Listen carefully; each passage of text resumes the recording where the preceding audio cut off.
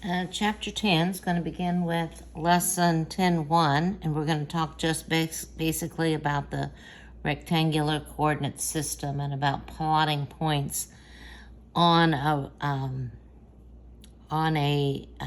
graph.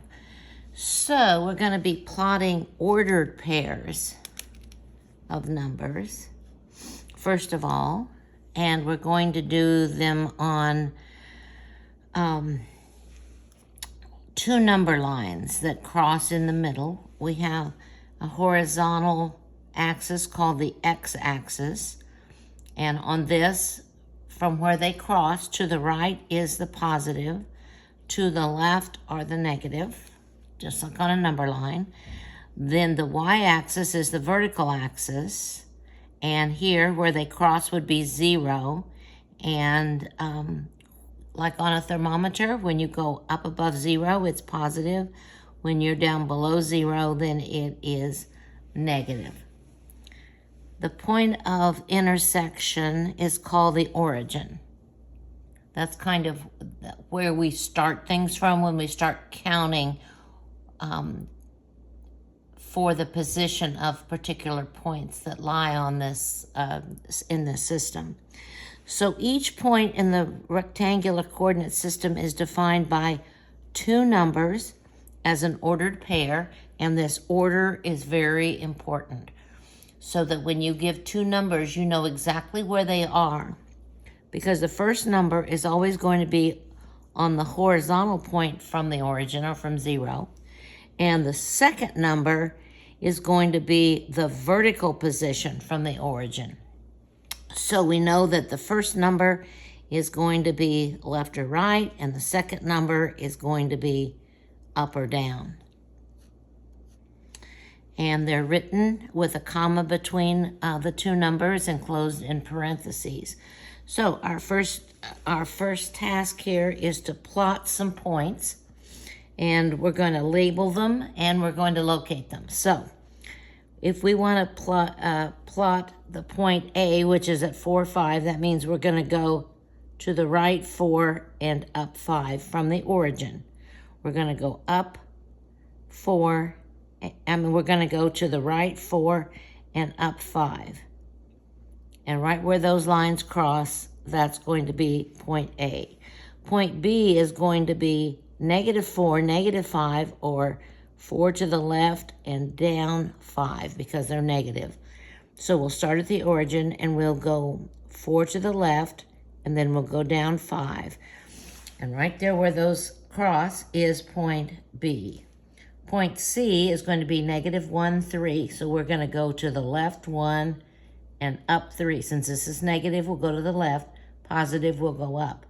So we'll go 1 to the left and then up 3. And this will be point C. So we're labeling these points with the letters, which is a little less cumbersome than writing the ordered pair.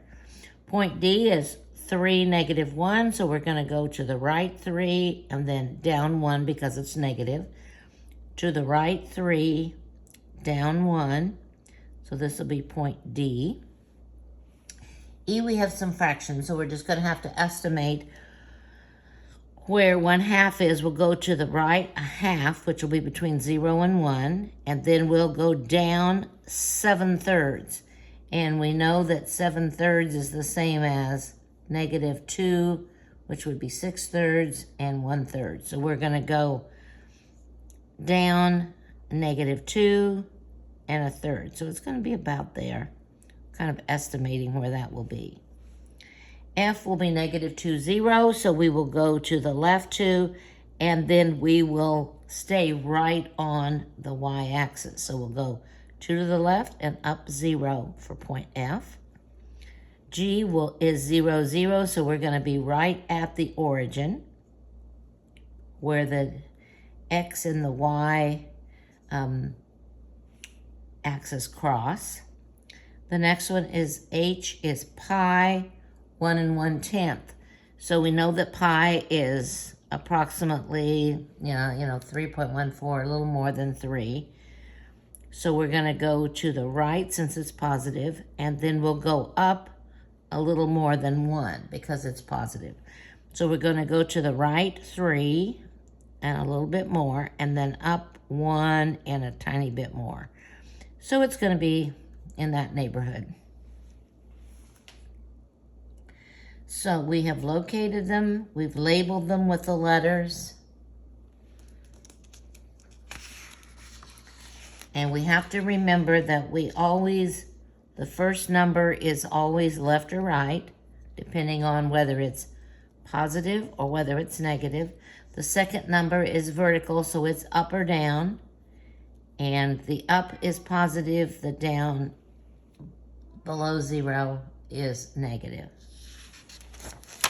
The next exercise that we're going to do is we're going to see some points, and then we are going to find the coordinates. So our first point is J, which is here. So if we start at the origin, we're going to go to the left 5 and then up 7.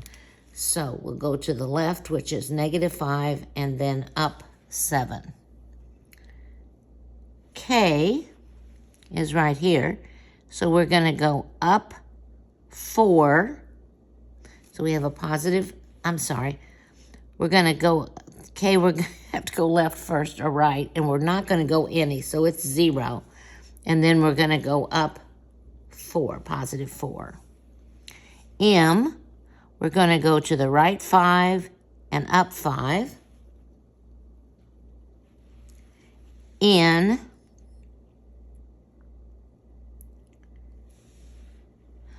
we're going to go to the left 4, so that's going to be -4. And we're going to go up 0. P, we're going to go to the left 2 and then down 3. So we're going to go -2, -3.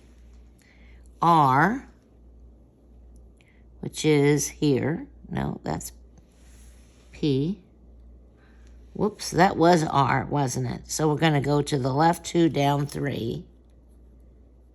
And for P is right here. Silly me. P, we would go to the right 2, up 0. To the right 2, up 0. Here's S. We're going to go to the right 4 and down 3. To the right 4 and down 3. And T, we're going to go to the right 0. And then we're going to go down 5, 6, 7. So it's going to be -7. And this is what you'll have to do on the exam. I'll have the points on the graph, and you'll have to estimate the coordinates, just like we did here. So what you need to remember, we always do the X first, and then we do the Y. And on the X, it's positive to the right, negative to the left. The Y is positive above 0 and negative below 0.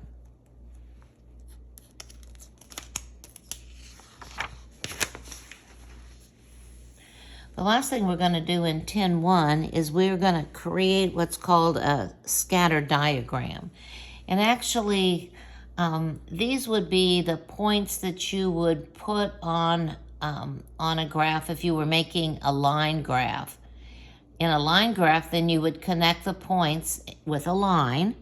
Here, we're just going to locate the points. So, data that can be represented as ordered pairs can be displayed in a rectangular coordinate system as a scatter diagram. In other words, we're going to have dots scattered over our diagram. Scatter diagrams can be used to look for patterns and trends in ordered data. So, the daily low temperatures in degrees Fahrenheit for 1 week in January for Sudbury, Ontario in Canada are given in this table. So day 1, it was -3, day 2, it was -5, day 3, it was 1, and so forth. They have designated the day number as the X coordinate and the temperature as the y coordinate.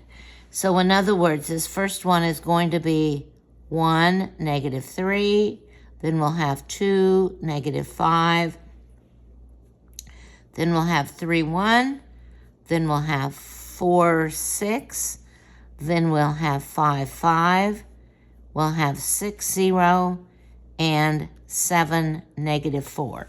Those are the points that we'll plot on this graph. And you can see here that this would be the X. This is the days. Day 1, day 2, day 3, and so forth. This would be the Y axis. And these are the temperatures. These are the positive temperatures and the negative temperatures. And you can see that they're numbered by 2s. So if we do 1, -3, we're going to go over to 1, and then we're going to go down -3.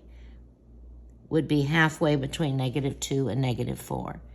2, -5 will go to 2, and then down to -5, which will be between -4 and -6. 3, 1 will go to day 3, and then we'll go up to 1, which is halfway between 0 and 2. 4, 6 will go to day 4, and then we'll go up to 6 degrees. 5, 5 will go over to day 5, and then we'll go up to 5, and 5 would be halfway between 4 and 6. 6, 0 on day 6, it stays at 0, doesn't go up or down. And then on day 7, it's -4, so we're going to go down 4. So this is the way that our scatter diagram would look. If you were making a line graph, then what you would do is you would, connect these dots and you would have a line. But here we're simply locating the points for each of these days. So you can see that it dropped a little bit, and then it got warmer, and then it began to get colder again.